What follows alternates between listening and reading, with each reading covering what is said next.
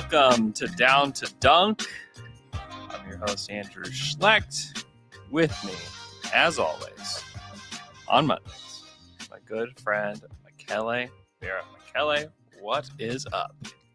Well, first of all, yesterday I witnessed to the most incredible sport moment of my entire life. I mean, basket is the sport to which I dedicate the most time.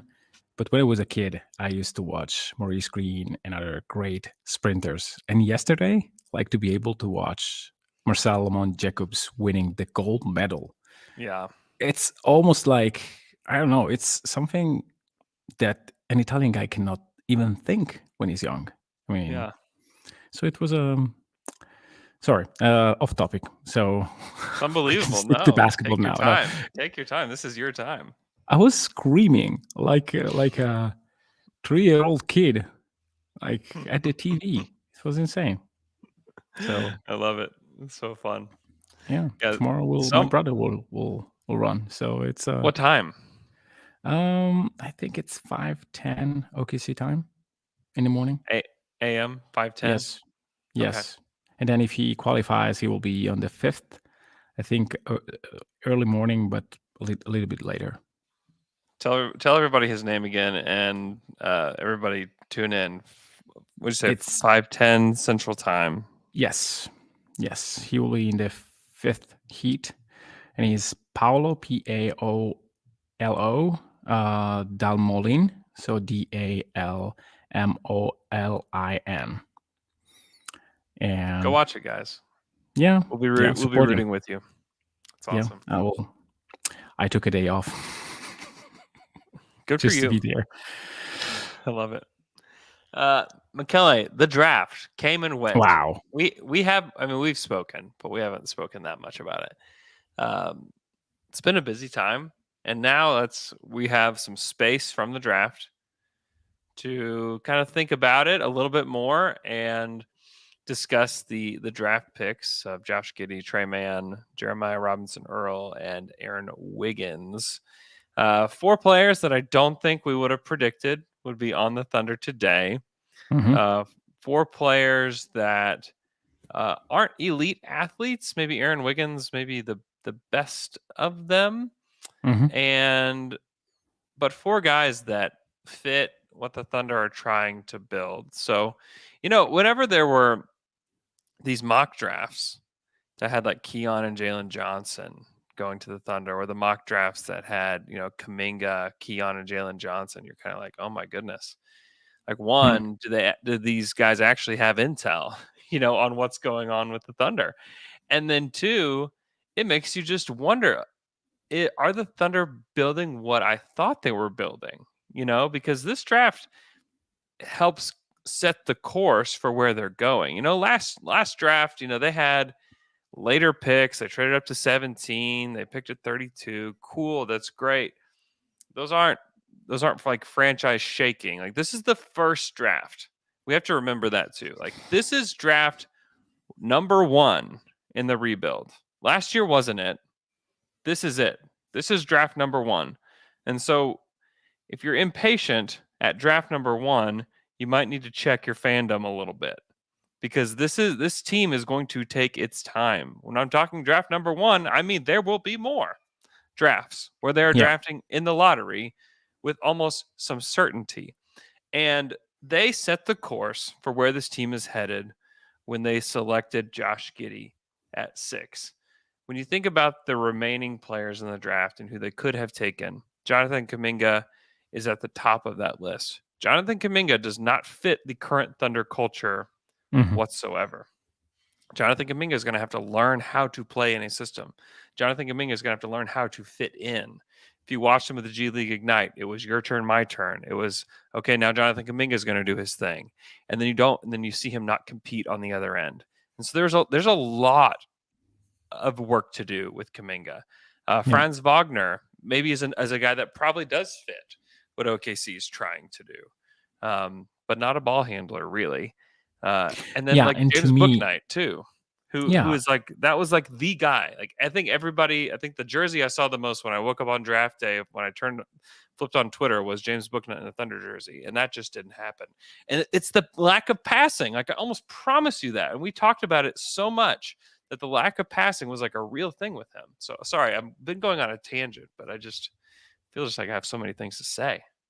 No, it's all good. And I think that there is a legit chance that they tried to get both Giddey and Bouknight. Because I think that if they drafted Trey Mann, I think they were high on Bouknight as well. For the exact same reasons. Like Yeah. he is an elite shot creator for himself from the dribble.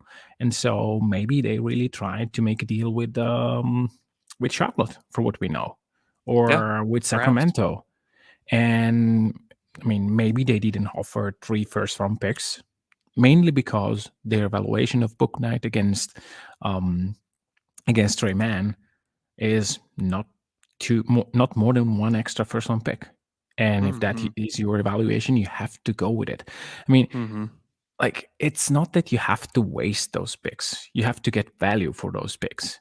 And again, if you think that Bouknight is the next, I promise you, if Presti has superstar grades on Bouknight, I mean, I don't believe that he's not on the Thunder today. Like he would have offered like 4 Yeah. first-round picks if Yeah. that is what it takes to trade up.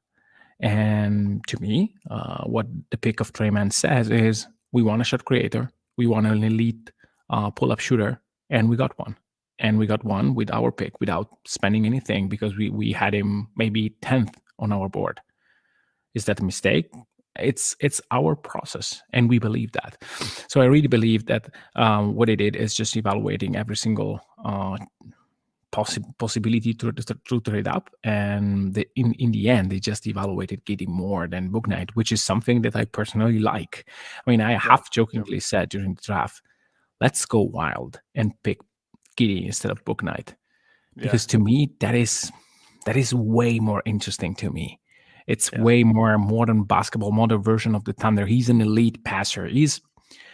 If you watch NBL and you watch LaMelo Ball last year or Giddey, the kind of passes that Giddey is able to throw are not that different from the one that LaMelo was doing. And also the efficiency, the 3-point shooting. It's just that everyone kind of trusted LaMelo to be this crazy good scorer because they saw him doing at a high school level. Now, Giddey is not the same, but if you look at the numbers, it's not that he was less efficient than LaMelo, less pass happy than LaMelo, less rebounding happy than LaMelo. So who knows? I mean, I think that there is superstar potential in Giddey.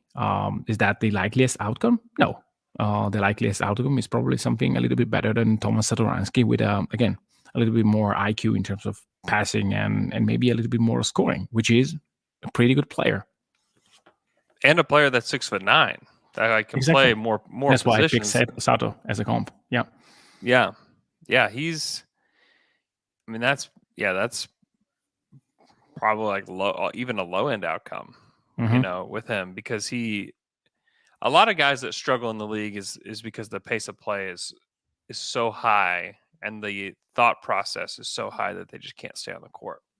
Now, with these smart players like this, and him being as young as he is, I think that he's going to figure it out. Like I'd be very surprised. I don't think he has very high bust potential. You look at Kuminga again. Like Kuminga's got like real bust potential because there's lots of doubts whether he can process the game at the NBA level and if he can defend at the NBA level.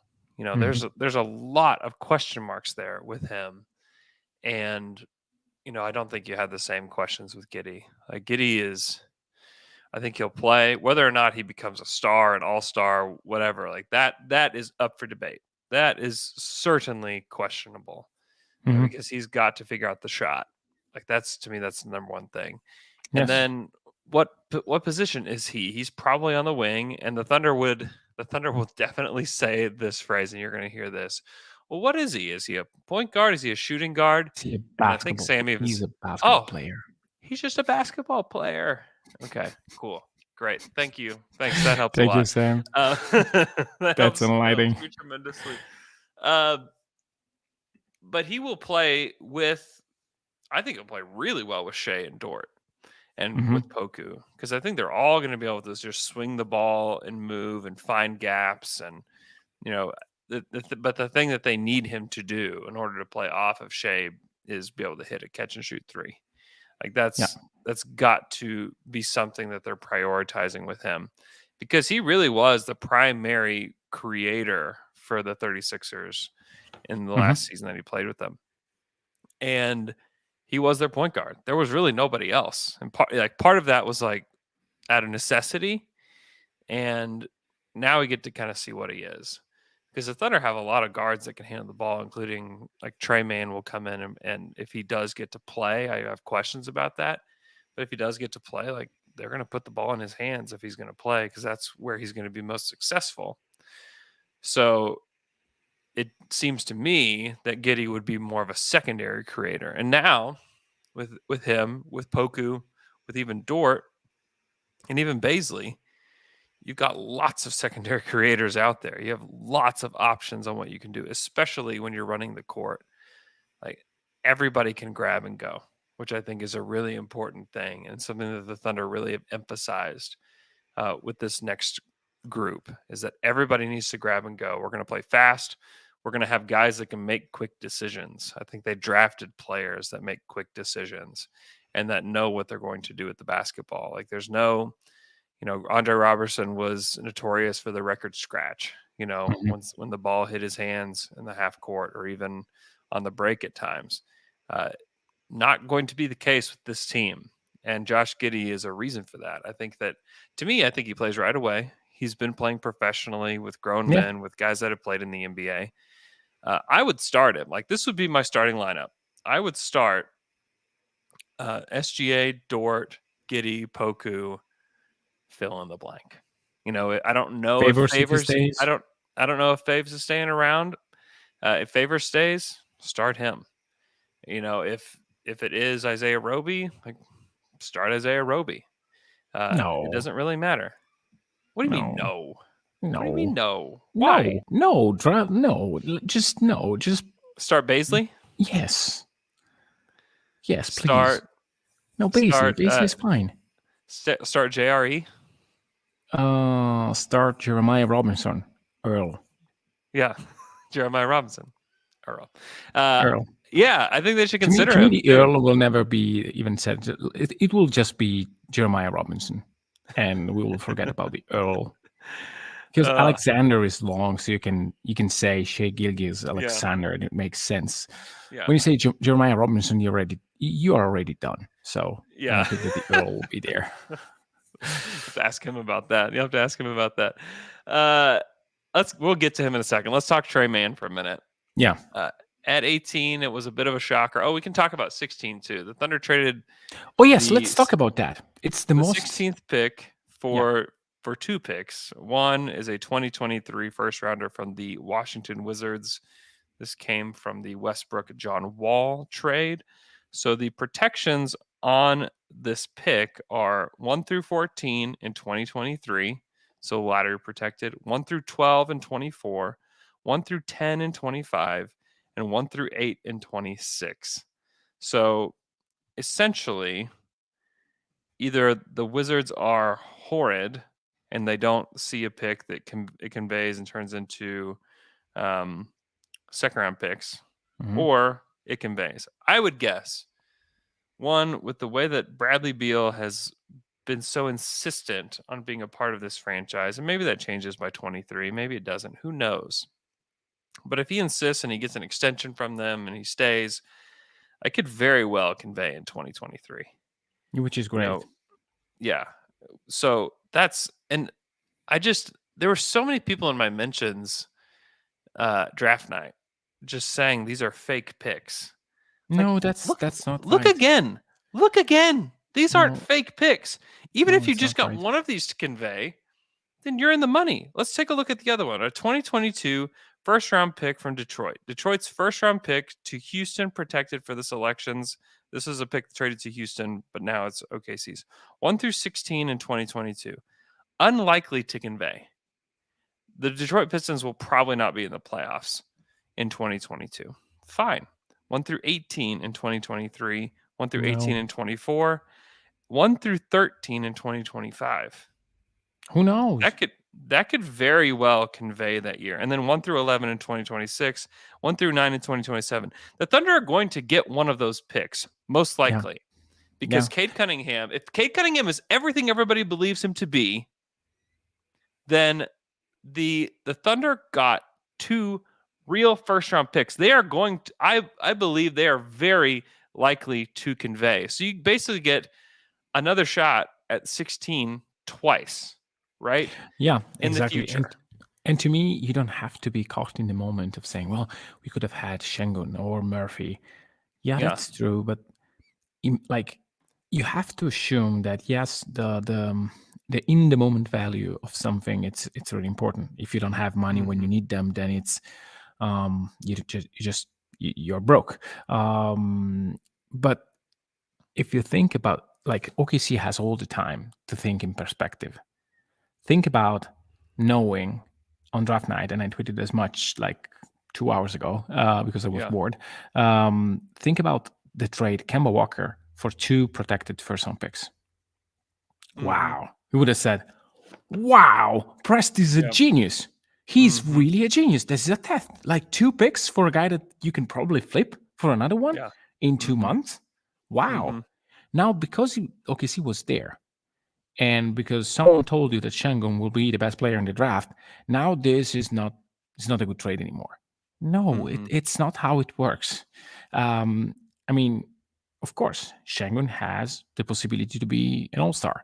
But to me, the easiest path for Shengun to be an all-star is to be Vucevic 2.0, maybe a little bit better.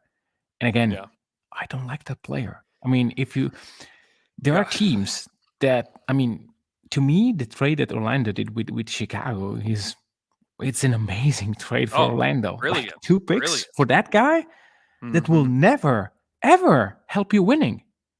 He's in the league since, I don't know, 10 years, 8 years. He doesn't correlate to winning. Yeah. Dwight, like the original Dwight Howard trade, I think he was like finishing his rookie season. Like he's been in the league for forever, and he's only been in the first round, hasn't gotten out. And then when he got to Chicago, everybody thought, oh great, Chicago's making the playoffs now. Nope. No. 8th pick. 8. Yeah, you have to play defense, and Shengun maybe will. But to me, like, maybe, and again, like, go at me when he will average 20 and 10 in his rookie season, and he will be the best player in the NBA. That's how these things go. But to me, like, being mad because OKC didn't draft Shengun, don't worry about that. Just don't sweat on that. To me, if you want to question, and I'm up for it because I really believe that is a question to be had. Like, why didn't they why don't take Trey Murphy? That is a player that I really like, and to me the fit is so seamless. But if they want a pull-up shooter, then Trey Murphy is not a pull-up shooter. And if they were high on Bouknight and Mann and maybe Bones because of that, then okay, it's just a different player. So yeah, I'm not convinced that those like scoring, like non-passing, score first, little defense guys. 4 assists per game. I'm not talking about Trey Mann. I'm talking about the other like scorers in the draft, like more ball dominant scorers. Yeah, I think it was good value. I just think it's the outrageous value to get 2 picks for the 16th pick. To trade 2 picks, get 2 picks in return for the 16th pick, that just never, ever, ever happens. And like, make no mistake, like I said at the beginning of the pod, I'm going to say it again. Like, this is draft number 1. They went into the draft with 3 picks in the first round, came out with 2 players, and then came out of the draft with 3 first-round picks, including the trade for Derek Favors. That's unbelievable. They left the draft and had the exact same amount of first-round picks as they did going into it. That's insane. Who does that? And you get Josh Giddey. You get to see what Trey Mann is. Like, it's an unbelievable job that they did. Now, I've been giving this like a grade of like a B or B minus just because they didn't, you know, get Evan Mobley, or they didn't get Cade Cunningham, or they didn't get Jalen Suggs. Like Mhm. that's where I can't be like they knocked it out of the park, A plus. Like I don't think so. I think, and Alex has been saying this in our text group, like this is a relatively normal draft outside of this, and I don't think it is that just because of the 16th pick and what the value they're able to extract there. That's abnormal. I think most teams, if we're going to be honest, don't have the discipline to even take that deal because they want to win the press conference. OKC wins the press conference easy if they just take Şengün, because Oh there yeah, was so much momentum because of the like the John Hollinger at the Athletic was so big on him, and you just heard so much about him. Kevin Pelton had him number one on his board. Like there was just so much like analytical momentum moving towards Şengün that you just take him at 16, you take Trey Mann at 18, you take Giddey. It's like, whoa. Like I think then like people would be like, wow, this is A plus for the Thunder. Wow, great job. But because they were disciplined enough to take what is outrageously tremendous value in those two picks instead of taking the player. And if you go back and look at every single draft at pick 16, the odds that that player will turn into a really good player is about 4%. yeah, So are you going to take the 4% chance that Şengün will turn into the guy that everybody thinks he will be, that Kevin Pelton's computer machine thinks he will be? Or are you going to take the 96% and 2 first-round picks? And the Thunder were disciplined enough to say, we're going to bet on the 96%, and we are going to take 2 first-round picks that, because of the way they're protected, will likely convey. At least one of them is for sure to convey. And the other one, I think both of them will eventually convey. They're not, it's not like they both end in 2024 and that's it. Like they go out far into the future. And let's say you're the Thunder, and by the time that 2025 or 2026 rolls around, you're really good. Like you have a yeah, good team by then, and you still have first round picks coming your way. If let's say they didn't trade it, because most likely they're going to trade these picks and they're going to use them to extract value elsewhere.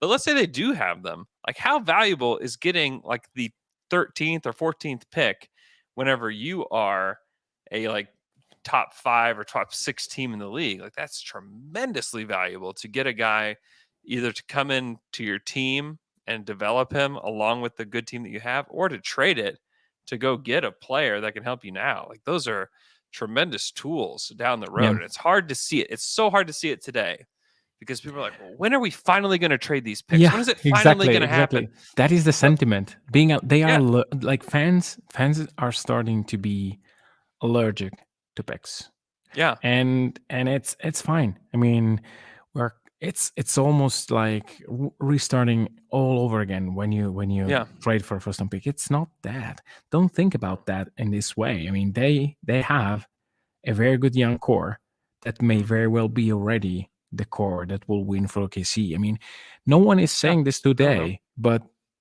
I mean, imagine Shea Gilgeous-Alexander coming to OKC. Mm-hmm. Everybody said, well, good player, not a star. Mm-hmm. And then after Right. 2 seasons, whoa, that he could be a top 20 guy in the league. Like, if one between Theo Maledon, Darius Baisley, very unlikely, both of them, or Giddey Mm-hmm. or Pokuševski become top 20 players in the league, this team is ready to compete. Mm-hmm. Like, it's not a given that this version of OKC will likely win in the 30s, like high 20s, low 30s next season. Yeah. But the path to be a very good team may be shorter than what we Mm-hmm. think, and maybe Mm-hmm. it's they have bad luck, and so they are in the lottery again, and maybe they will draft Chet, and there you have it, your starting five with Chet as the Mm-hmm. five. Can you imagine? Oh, Like, oh, or I Paulo can. I Banchero. definitely can. I can imagine Or it. yeah, or you draft Paulo Banchero, which is a very good wing that will play for Italy in the national team. So maybe that is also good news, and they will be a very good team anyway. So Yeah. don't. And as you said, I mean, those picks one day will be the next year draft, and teams will start to looking at them and say, "Wow, they can give me two picks, two protected picks in next year Hmm. draft, and those will be valuable, like Yeah. extremely valuable." And then we will jump maybe in a couple of minutes into free agency. I don't think that they are done. I mean, they will Yeah. get another first round pick, maybe two, by in the next 72 hours, because we all Hmm. know that the major part of the deals will be in the next 72 hours. Yeah. And Definitely. I fully expect them to at least snag one for maybe the Andre Jordan type of guy, or maybe Hmm. two, by Hmm. rerouting Kemba and maybe getting some distress asset along the way. Like, Hmm. and yeah, they will use those. Yeah. Also, we have to think about it this way too. Let's say the Thunder are ready in 2025 or 2024, and they're like, okay, great, we have our team, we have our stars, we have some guys to put around them, or we just have a really high level team, and there is a star that wants out, and there's a team that's wanting assets and they want to start over. The Hmm. Thunder can say, great, we have 6 first round picks for whoever it is. Maybe RJ Barrett is so tired of the Knicks and he's a very good player in the future. And he's a guy Yeah. that would we feel like he can fit right in here. RJ Barrett is not necessarily the guy that I'm really thinking of, but like just stick with me. Think Um, about Zion. Zion or Jaren Jackson or um, it doesn't matter. Like pick a star. Like pick any star. Michael Porter Jr. I don't care who. Young star, somebody that's going to blossom over the next few years, and maybe they're not in the situation that they love. The Thunder will still be in position then to Yeah. to trade for and take on a player that is very good down the road and add them into the team. It'd be like adding, if Kevin decided to stay, the Thunder still had enough assets there and it had enough young players that they developed and had the Sabonis and the Oladipo pieces. They could have just traded for Paul George and put him on that team, you Yeah. know? So, Hoops Top 69, like chill out with the Jaren Jackson cop. Like I'm just saying, like just stick with me. I don't care who the player is. Pick your player, But Hoops Talk 69. imagine that today is 2025 and Philadelphia is asking today at least four first round pick. OKC can Yeah. laugh at that and say, "I have six, but I'll give you four Yeah. just because you ask at least four." Like, Yeah. they have I'll the give you power to four. say Yeah. so. Yeah. And I read so many comments during the draft, even from some of your colleagues at the Athletic, like, "Well, but the price will be higher for OKC than anyone else." Stop it. No, Stop don't it. believe that. Like, rich people don't pay more for commodities or things that we normally buy. They buy cereals at the same price. Yeah. The If they picks are pay worth the more, it's because same. The picks are worth the same to them. exactly. Exactly. At a certain point, if you, of course, if Presti says, "Well, I like the value is one," and they asking me two, but yeah, let's give him two. No, no, he will Yeah. never do that. Why Right. would you? Yeah. He Like, wouldn't. And if it's like, I mean, if Sam Hinkie would have stayed with the Sixers, like Sam Hinkie's not giving up just gobs of first round picks just to get where he wants. That was what Elton Brand's job was. That's what Brian Colangelo's job was, right? They came in, didn't have a firm grasp of what the plan was to mhm, begin with, and then just said, "Oh, I've got all this stuff," and they just spent it all, right? And yeah, it was just for gone. Tobias Harris, which is Yeah, a very good player, but not the best player to put around. I mean, like, Joe Harris is a better fit for what yeah, Philadelphia is doing today. definitely, definitely, There are many yeah, players. Michael Bertans, Brogdon would be, and like, if you have the picks and you yeah, can trade for Brogdon instead of or instead of Tobias Harris, I mean, yeah, you probably solve a lot of your problems. So definitely, I mean, if you have the asset in your a very good, like, almost a machine in terms of how you calculate value, then hmm, nobody will. There will never be the chance where you pay more just because you have more. yeah, It's if you pay exactly. more, it's because you think that the other part of the deal is misevaluating something that you want. Exactly, the Like, value's there. Like, say that the value for you is 7 and the consensus value is 3 and you give 4. Oh, see, he overpaid. No, he didn't. It's you that you. Yeah. It's your evaluation that is different than mine, and Mm-hmm. either side can be wrong. That's the point. But it's Mm-hmm. not overpaying. Yeah. Totally agree. Like Uh, Josh Giddey is not overdrafting. Like you yeah. overdraft if you have different possibilities, which I don't think they were there, and you pick the Mm-hmm. one that just because. I mean, yeah, let's be sure and pick him there. No, that is not what you do.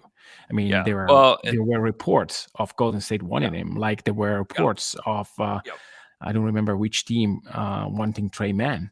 Like if you probably the Mm-hmm. New Knicks a York. few weeks later. So Yeah.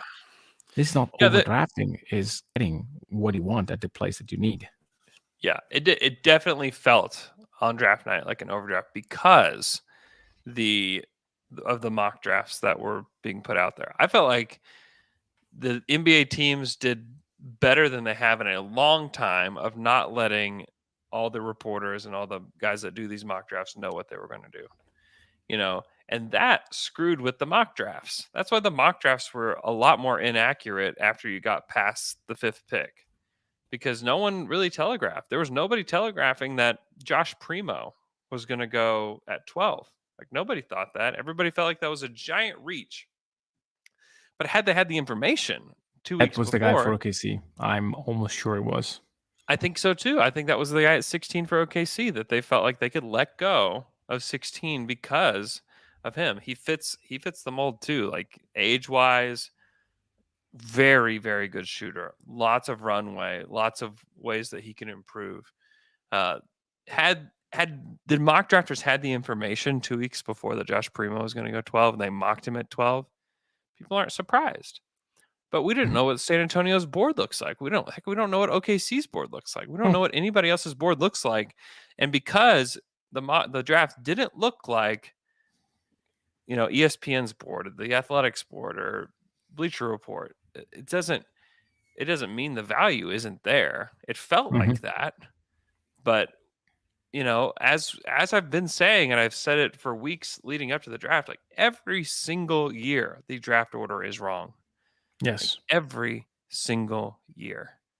And it will be wrong again. Like this will be wrong again. Maybe Yeah. OKC's picks are wrong. Like that's certainly possible. Yes, they are wrong because Josh Giddey will be the consensus number 2 pick That's in right. 2 years.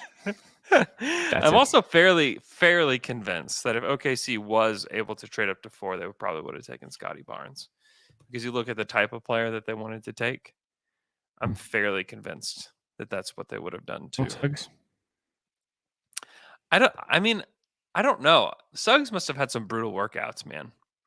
Mhm. Because from what I saw at Gonzaga to what I saw draft night made 0 sense.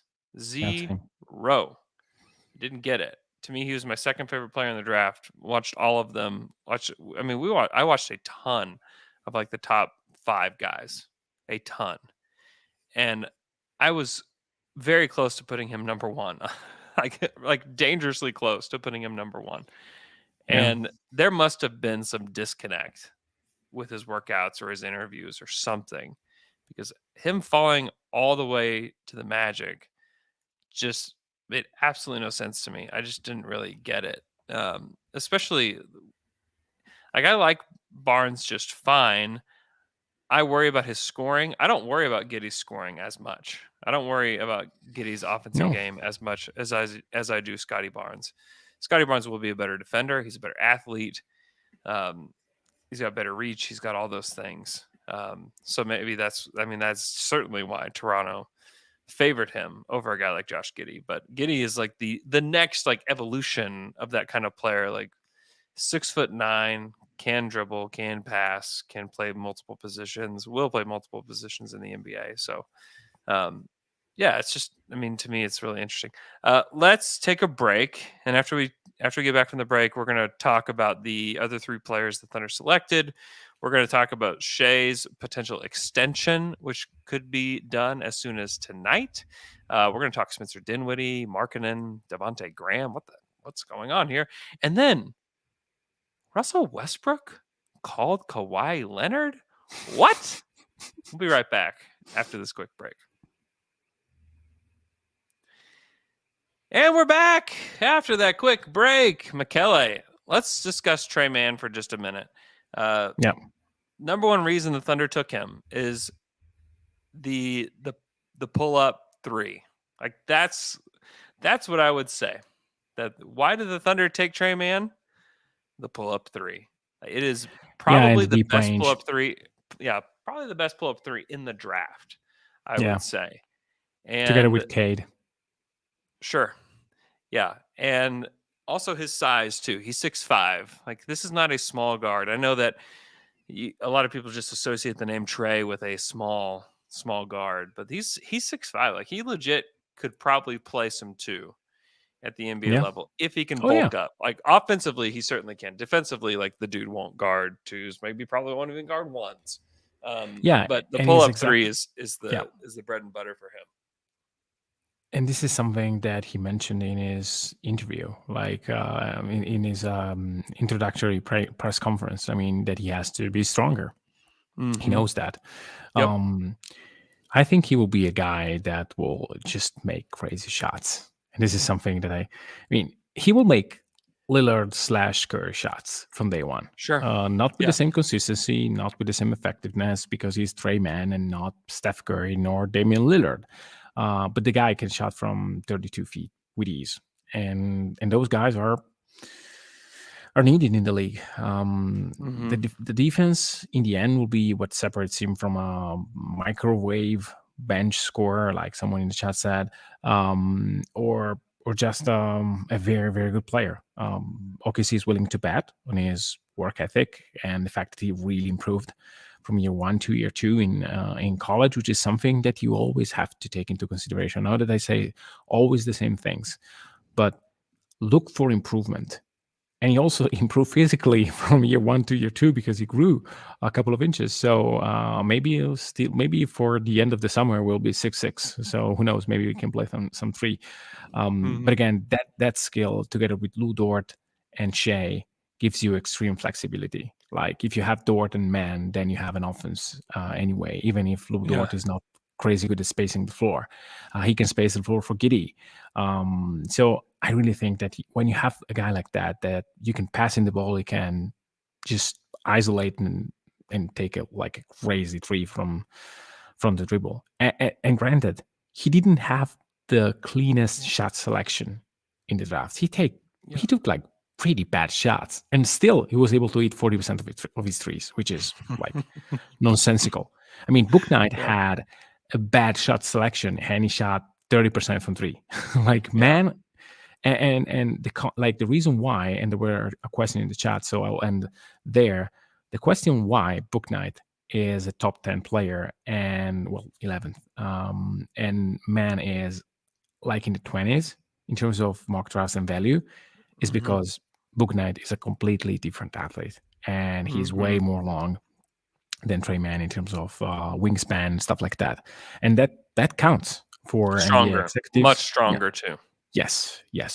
The pull up, if you like, if you just do a pull up contest, I would probably pick Trey Mann.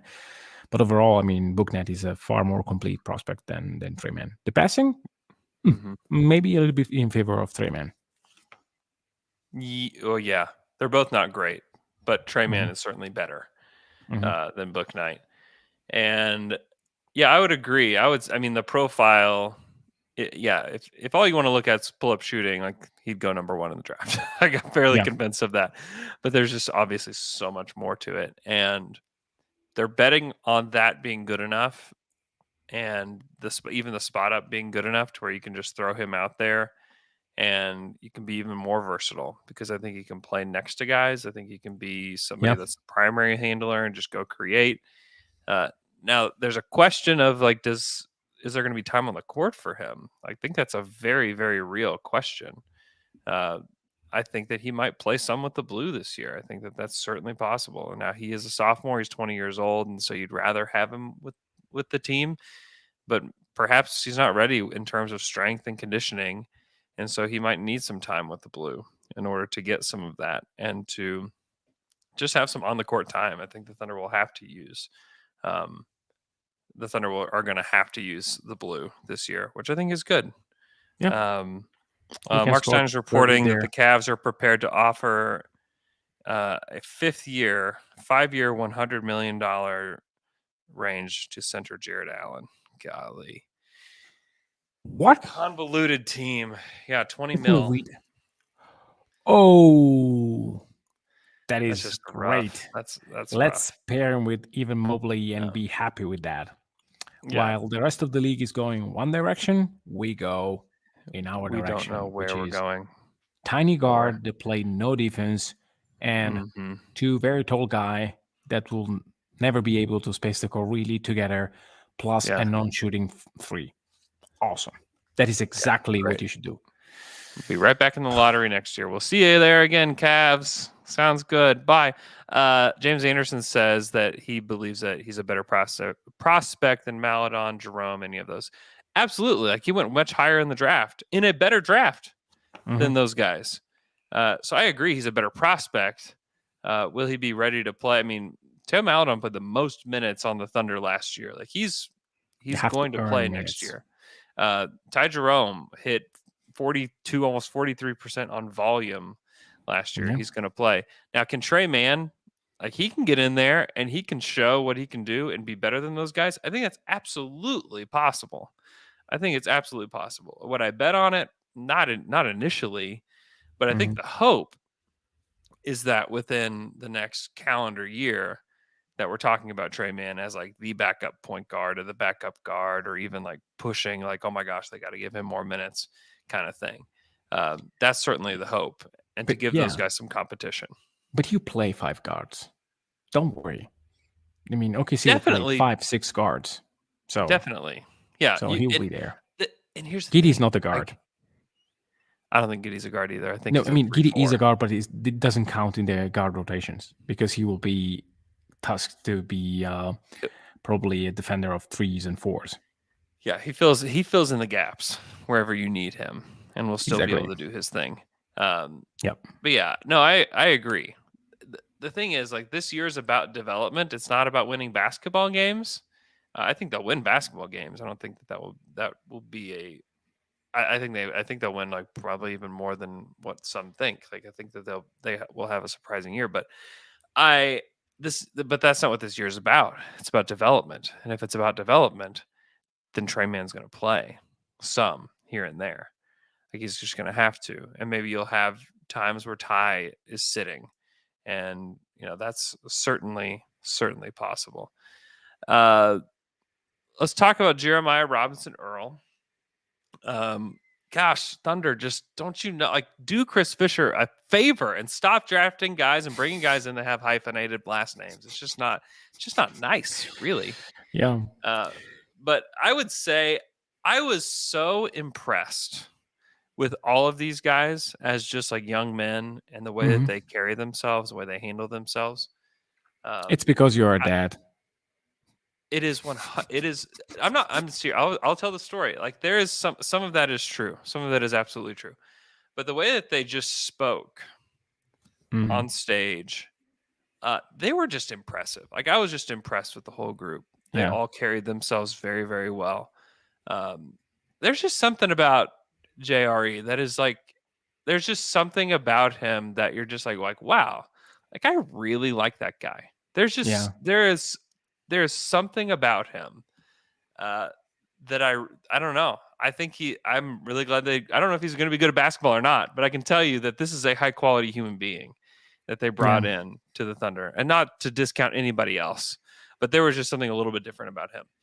And so just peek behind the curtain on that press conference day, they had us park over at the Omni Hotel, which is right across the street from the arena. It's like a perfect location this is where all the teams are going to stay. This is where players are going to stay. This is where all the players and their families are staying right now. So they had us park over there. And so like we spent some time just hanging out there while they were going to get our car. And the players came back in through the Omni as they're coming up. It's like, I'm not like going to go up to those guys. Like, it's just awkward. Like I just talked to them, but I just told my kids like, hey, this is their name. Go up and say hello to them and see if you can take their picture. Here's one of them right now. What did you build? That is super cool, dude. Um, so, but they went up to each one of them, and JRE got down on their level, shook their hands, wanted to know their names, just super nice people. And that to me, I think, and Sam Presti said that they draft people over players. I think that that's true. I think that they did that. I think that I saw evidence of it at the presser, and I saw evidence of it just the way that they treated people out in public. Mhm. So I think that's cool. Does it mean they're going to be good basketball players? No, it doesn't. But does it help to build a team culture with Yeah. guys that are like that? It definitely does. So I'm a fan of Jerry. And then you watch his game and you're like, wow, this is a really tough guy. Yeah. He's going to be able to do a lot of different things on the court. The swing skill, the skill that is going to determine on whether he is going to be a long-term NBA player is going to be the three-point shooting. Can he hit a corner three, to me, is going to determine what kind of player and how long he's in the NBA. He profiles as a guy that I really like almost like a little Grant Williams-y with just the sheer size and toughness, Yeah. and going to be play multiple positions. But he could be a high level role player if he hits a corner Yes. three like Jay Crowder, where he's What this role does he play, in your opinion? I think he's to me he's a 4 in the Wrong. league, or 5. So Yes. he is. I mean, he doesn't have the size of a 5 to play full-time Come 5. on, he's 6'9". But I know he 6'9", is. 230. I know he's a big cat, but I'm just saying, he doesn't defend the Joel Embiids and the Nikola Jokic's Who of the world. cares? Nor does Ibaka, and no one cares. I know. I'm just saying, I like him quite a bit. I didn't. He continues. He continues the trend of guys that we did not profile on Thunder After Dark, right? I think we should do a Thunder After Dark on him and do a deep dive on him at some point. But after not knowing who he is, really, I knew of him. Certainly, I knew of him because he was like a top 40 guy on most people's draft boards. I didn't know him very well though. I don't hate what they did with him. He's not like this high, crazy high upside swing, but I think that he could be a fan favorite in that he is going to do the dirty work. I think he's going to be able to hit a corner three. I think that's to me that's the bet the Thunder are making. Is can he hit the corner three? Because if he can, then this is the kind of role player that everybody's looking for. Switchy, tough, defensive minded, sacrifice everything for the team. All those cliches. He is all of that in one package. Yeah, I completely agree. And to me, when you are 6'9" and he can exploit a double team, a switch, if a small guard switch into him, I think he can cook in the post. And he's a smart guy. You can tell that he knows where to be, what to do with the ball. It's not the guy that when you're passing the ball, it's going to pull out a Robertson or something like that. I mean, he will be able to move it or to take decision.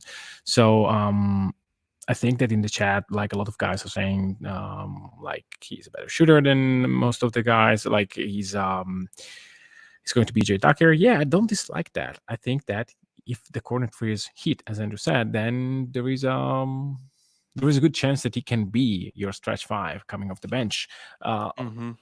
Almost like Jeremy Grant in his second year with OKC, where he played the center and was faster than anyone. And defensively, when you play against second unit guys, maybe you will be there will be guys that beat you. If you play against Vucevic, I will cook on you. If you play against, Embiid, Jokic, guess what? Half of the league will be in trouble. Even your starting, your Derek favors. So to me, sure. he is your Isaiah Roby, and I wouldn't be surprised if Roby goes somewhere else and he plays every minute off the bench as a center, because he makes sense in a lineup with Poku, with Baisley. I mean, again, he's versatile enough. And to me, 6'9", 242, as James Anderson says, Mm-hmm. there is your center. He's a big cat. I like him. Yeah. I'm a big fan. Yeah. Really like him. Aaron Wiggins selected at 55. He is going to be one of the two-way players for the Thunder, as reported by our guy Joe Masato. Big shouts to Joe Masato. Just a number one great guy, Joe Masato. Love that guy. Aaron Wiggins, it's a flyer, like maybe the best athlete out of all these guys they've drafted.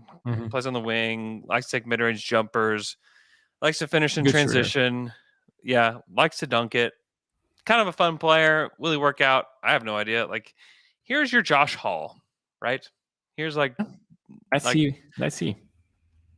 So yeah, we'll see. We don't need to spend a lot of time on him. We can do a Thunder After Dark about him too, just to kind of profile the kind of player that he is. But yeah, let's move on to free agency, because this is a very exciting free agency, just because I think it's going to be a little unpredictable. There's no giant names I think will move.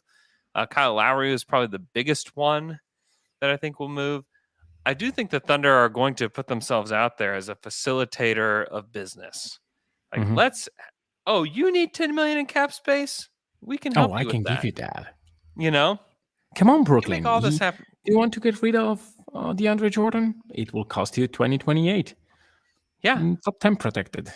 Yep. Something like that. We'll take it. Yes, we'll take it. We'll take that off your hands. Now, a lot of people have been like, oh, let's go get Larry Markkinen. Let's trade for Devontae Graham. Let's make all these like sign and trade, or let's get a restricted free agent.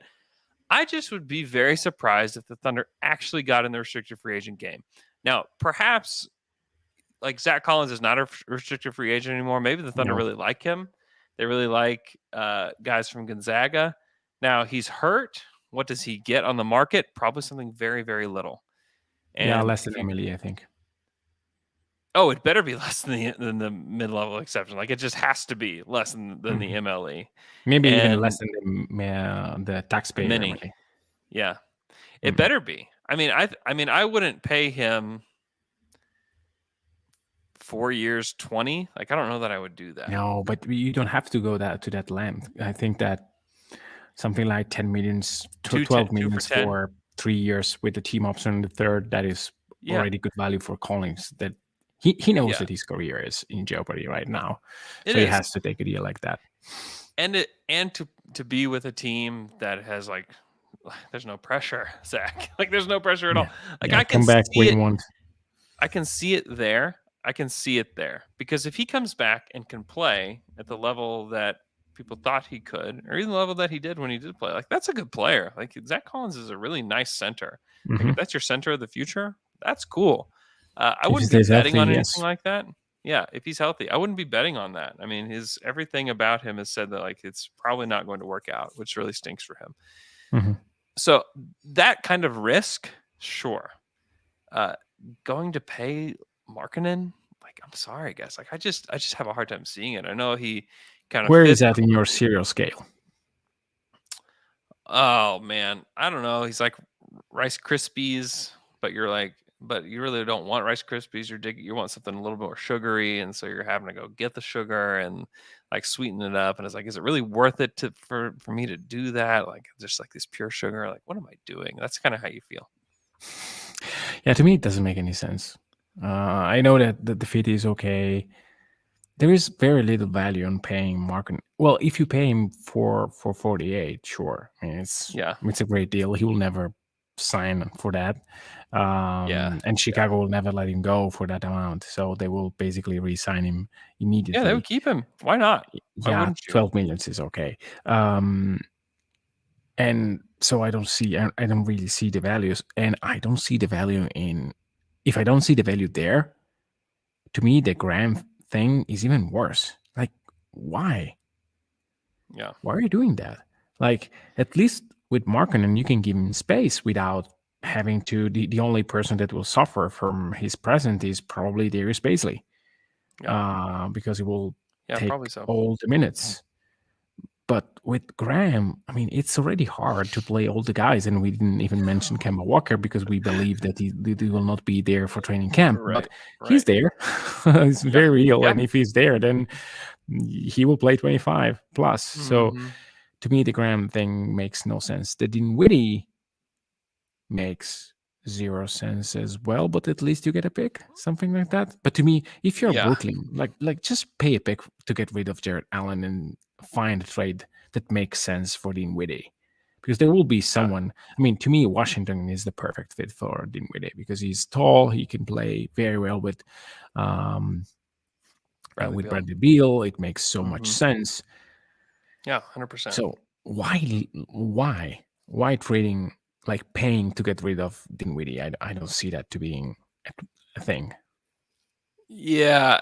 I mean, you just have to think of. I mean, the only lines I can draw to it are if OKC is able to get in a sign and trade a pick out of Brooklyn, so that Brooklyn can create and Alex tweeted this out, create the trade exception so that they can go get somebody else. Like Brooklyn's like basically playing with funny money right now. Like it's just insane. Um, you get that asset, and then 3 months down the road, you can trade him again and get another Yeah, first round pick. It's just a lot of trouble to go to. yeah, He's a floor raiser for those 3 months that he's on your team. mhm, Like that's a floor raiser. Dinwiddie's good. yeah, Like yeah. Dinwiddie He's is good. legitimately a If he's good healthy, he's player. good. Yeah, and I think that I think he helps Washington a tremendous amount. I mean, I would say that Washington is like just as good or better if they get him. I didn't love the Westbrook deal for them because it feels like they just got like all of the Lakers spare parts. Hmm. It's like, oh, all right, what are we doing here? But if they get, and then they traded the pick that they got for Aaron Holiday, so like they need a guard desperately because the only guards they have on their team right now are Aaron Holiday and Russell Westbrook. Like that's it, or not Russell Westbrook, Bradley Beal. Sorry, Yeah, those are the only two guards that they have. If you yeah. bring in That's Dinwiddie, like that solves a yeah, huge problem for you, and you likely are trading like one of Kyle Kuzma or Davis Bertans or whoever it is to the Nets, and it like solves everybody's problems. yeah. I think that the deal that can make sense is something around the lines where Washington gets Dinwiddie, OKC gets Montrez, and Washington and Brooklyn gets 10 millions in salary somehow. Maybe Mm-hmm. KCP, maybe Kuz. And I mean, to me, that makes perfect sense for everyone.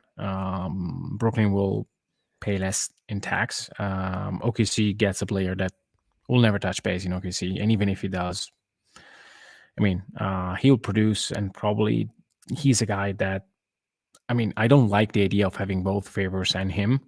But these are guys where you can say, look, we like you elsewhere. Mm-hmm. So Mm-hmm. just stay wherever, stay ready. We will make everything possible to reroute you wherever you want to go. And I Yeah. think that for 9 millions, there will be teams that maybe in as the first few months of the season go, they will look to Trez and say, well, we may need him because Yeah. he can score off the bench and will be better, Mm-hmm. and it doesn't cost a fortune. Mm-hmm. Yeah. Yeah. I think there are ways for the Thunder to get in on these free agent deals without it being, directly taking on some guys.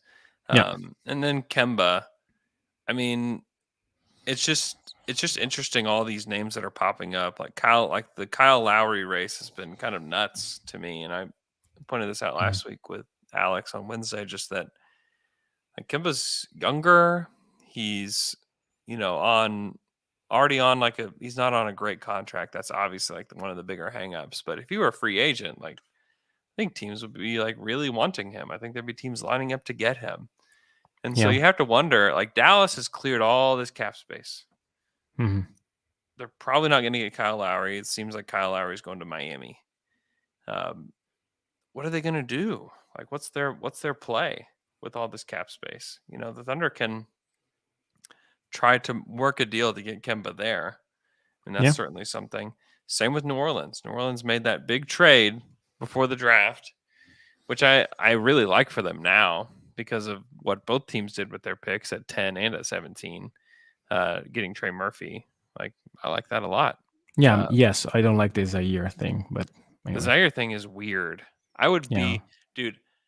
talk about like Thunder fans being miffed. If you're a Grizzlies fan and you took on all that salary just so you could take Zaire Williams at 10, To like, get I'd the be guy that losing can it. get a 17. I would be losing it. I'd be absolutely losing it. But yeah, I think that there's a world where there are fits for Kemba around the league, and that it just makes more sense for him to be gone, especially with the draft that the Thunder had, with the amount of ball handlers that they have on the team, the system they want to play in. There's still a chance Kemba suits up for the Thunder, and we get to see him play on the Paycom Arena floor, or Paycom Center floor. Sorry. Wow, Paycom. Yeah, We'll so never weird. get used to that. But anyway. Yeah, but I think it's still more likely that he gets traded into one of these spots that Thunder are able to take back an asset and then just stare at Brad Stevens and giggle, Yeah, and you don't for a even while. have to get an asset necessarily. I mean, they will They probably definitely will. They They definitely definitely will. will. Yes. Yeah. New York is a team that makes sense for Kemba. Dallas, we mentioned him. We mentioned it. New Orleans, I think that there are better options. Now that I'm very curious to see where Dragic goes. Yeah. That is a player Definitely. which, if I'm Dallas, I would try to get him. Yeah, And to for sure. Yeah, just play him and Luka, Yeah. and he will probably reach a buyout agreement with Toronto. So yeah, most likely. Sam Amick is reporting that teams like the Pelicans are pivoting from their Kyle Lowry search and are now focused on Reggie Jackson. Yay! Let's get So Reggie, hoping that he will be as good as last year, but he won't, especially on a fat deal. Yeah, the Knicks, Celtics, and Nuggets are also in the mix for Reggie Jackson. Pretty wild Yeah, the stuff Celtics there. need a shot creator badly. Yeah, they got Richardson, which is another wing that cannot really create to a high level. Yeah, He's going to be Marcus Smart, the guy that will create for you. I don't think so. This is another team where, like, had they not trade for Fournier, now they could have a TPE where you can slide in a guy like Dinwiddie, which makes so much sense for them. Yeah, without a doubt. There's so much information about specifically the Oklahoma City Thunder out there with regards to free agency, like the Devontae Graham stuff. Like, listen, if the draft didn't teach you anything, let it have taught you this. Don't believe everything you read on Twitter about this team and about what Sam Presti wants to do and about what this team wants to do. Literally, no one had any of the picks right. Nobody had them right. Lee Ellis was the only one that had it right. So if you want to figure out what Sam Presti's doing, talk to Lee Ellis. Check Lee Ellis's timeline. Does Lee Ellis have anything on his timeline about it? Then don't believe it. Then you don't have to believe it. Okay? There's so much misdirection going on with agents, with teams, with everybody else. Like, you think the Thunder were going to trade Shai Gilgeous-Alexander on draft night? That was never going to happen, guys. Shai's going to sign an extension at midnight tonight, most likely. Okay. 4 or 5 I thought you extension. were breaking news. And then you had it. I'm not breaking most news. Likely. I'm not breaking news. That's just what's going to happen. They're going to offer him the full extension, right? Like, that's what's going to happen, and he's likely going to sign it. Like, that's just probably what's going to happen. They weren't trading him on draft night. No. That was not going to happen. That was leaked by somebody else. And right now, somebody else is saying that the Thunder want to sign Devontae Graham. Why? Because Devontae Graham's agent wants him to have a giant fat contract. That's why. Think about it. Think about it. Does Devontae Graham make sense on this team that has Kemba Walker that they still need to trade? Do we have to even talk about it? All right, we don't have to talk about it. We got to go. No. All right, thanks so much for listening to our podcast. Be sure to follow McKelly on Twitter at Mikey Berra. You can follow me on Twitter, Andrew K. Schlecht. Thanks to everybody that came to the draft party. It was incredible, like overwhelming, incredible. It was so much fun. Big shouts to Brett Dawson, John Hamm that were there too. That was super fun. Just an unbelievable event. Thanks to Fassler Hall and Lively Beer Works for helping us put that on. It was incredible. And we're going to do lots more events like that coming up. So hope you guys have a great rest of your day. And we will talk to you guys again on Wednesday.